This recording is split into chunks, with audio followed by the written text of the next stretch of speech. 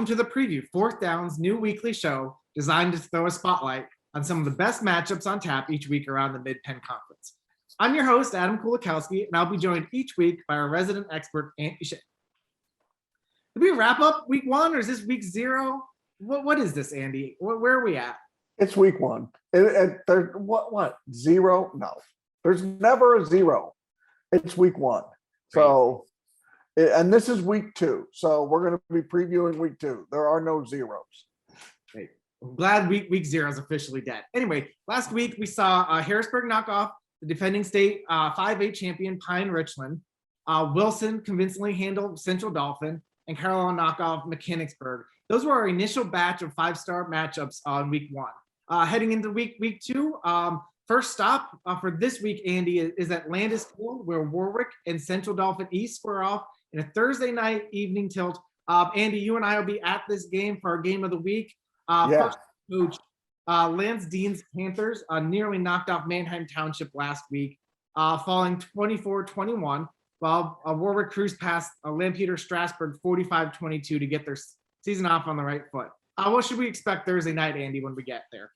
So let's start with Warwick. To me, this is a new look Warwick team for 2020, 2019. You kind of knew exactly what you were going to get, but don't think for a second that Warwick doesn't still have plenty of pop on offense. I'm a big fan of an initial look at new quarterback Jack Reed. He's 6'2", 190 dual threat. I think he's a junior.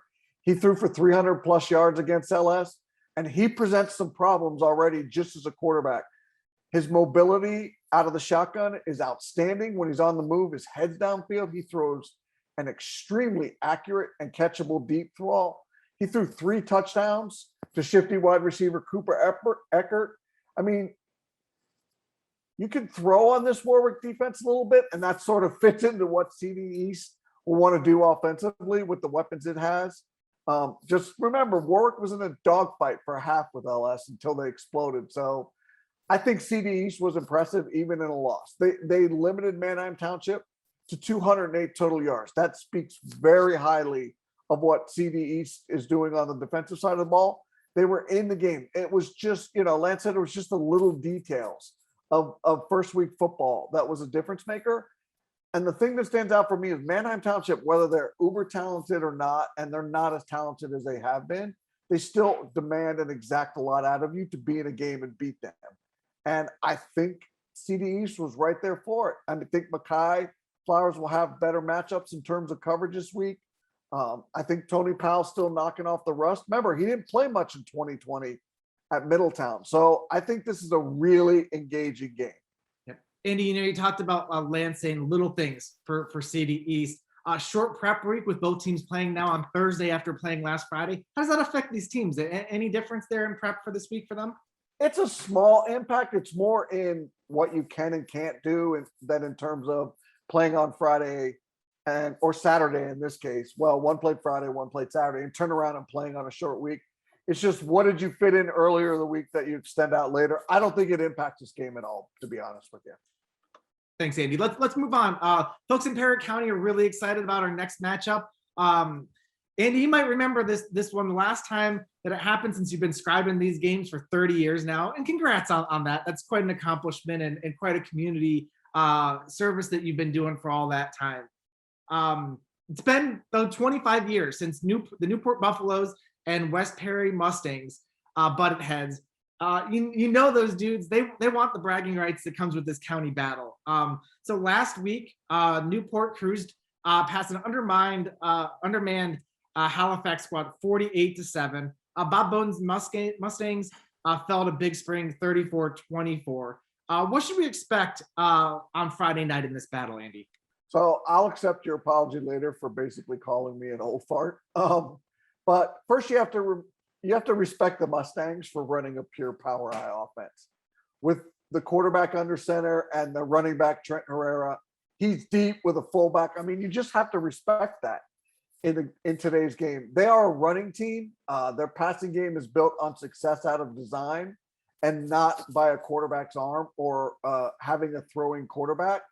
But let's just say the Mustangs, they're going to provide Newport more of a qualified test this week. Is that a good way to put it. I thought the West Perry offensive line did a decent job in their opener despite the loss. So what do we really know about this Newport squad? Well, it's not that much more than you knew in the preseason is my take on it. I mean, it was 35-0 against Halifax after a quarter. You don't get much out of that. They did lose a lot of seniors, we know, but expectations, they're still very high for the Buff. Up front, they're very solid. They got 3 starters back, dual threat quarterback Andrew Bates. He's like a converted wideout. He can run this offense and he can run it well, but there are a ton of newbies at the skill positions for the Buffalo. So maybe a little more settled at that position are the Mustangs, despite their shortcomings at quarterback. So, that's one of the key factors for me in this game. Andy, give us one player that's a difference maker in this game for you. Yeah, it's Trent Herrera, the running back, defensive back for West Perry, running out of the eye. I add again. He's a little bit of everything. He can catch the ball. He's a solid eye running back. I do like the fact that they're doing that. Gosh, I keep saying that. Against Big Spring, he had 94 rushing yards, 70 receiving yards. That's 164 total. He had a touchdown of each. He also had a pick 6 on defense. He is the lightning rod for the Mustangs. So keep an eye on him. Andy, who do you like? Give me your prediction. Yeah, this one's a tough call for me, Adam. It really is. I think it's a 50-50 toss-up game, but there's just something, despite the records and being 1-0 versus 0-1, that's irrelevant to me. I think give me the Mustangs. Give me Trent and the Mustangs, and then finding a little bit more room to roam. Andy, we're penciling you in for West Perry. Folks, if you're heading out to that game, they wanted us to let you all know that the 2 teams are holding a competitive food drive to benefit the Perry County Food Bank. So bring some of your canned goods, bring some of your food, and help your favorite team win that competition and help out a lot of folks that are in need. That's really cool. Let's do one more game before we head out. Sure. Rocco Ortenzo Stadium, where Bishop McDevitt will play host to Middletown. Crusaders look to get on track after getting shut out by LaSalle College 21-0 in week 1. Middletown has yet to step on the football field after their opener against Lower Dolphin got postponed. Andy, tell us what we should expect. Yeah, Middletown losing that game with Lower Dolphin really, really, really hurts this week. I mean, there is so much new for the Blue Raiders. New head coach, new quarterback, Bam Appleby. Great name, by the way, Bam Appleby. Who's going to emerge at the running back position in offense? I know they have a lot of starters back as well, but this is a brutal opener for them in terms of this is our first taste of, real quote unquote live football. And oh, by the way, plus McDevitt's still talented and they're perhaps a little ticked off of being held scoreless by LaSalle College in their opener. To me, that was the shocker, that they didn't put any points on the board. I think freshman quarterback Stone Saunders, he had a solid debut, right? He threw for 216, 13-24, but he didn't put his team in the end zone, but he also got no help in the running game because McDevitt had minus yards rushing. So I know the Crusaders have some work to do, particularly up front. I watched up front. They need a lot of work, and their tackling needs to be a little bit crisper. I still think their defense is fine. LaSalle College won despite not having 2 FBS recruits, and it wasn't easy, but they made it look convincing. I just think McDevitt's got a little burr in her saddle, and poor Middletown's got to come into that on the road. Okay, so it's only traveling to McDevitt, but you got to go to McDevitt Stadium, and you lost your opener. Brutal combination, in my opinion.